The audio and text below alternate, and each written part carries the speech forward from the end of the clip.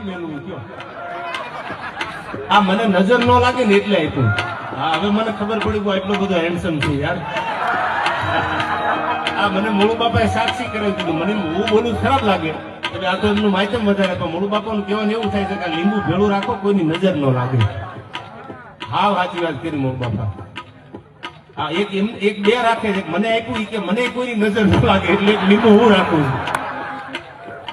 હા એ કાંઈ નહીં રાખે છે. મોળુ બાપાનું કહેવાનું એવું થાય છે કે મને કોઈની નજર ન લાગવી પડે. હા ભાઈબંધને પેલા જો આ લીંબુ કાંઈ સાચવી નાખી. પાકું પાકું નજર કોઈની લાગે નહીં યાર. નજર મોહે લાગી રાજા થોડે બંગલે.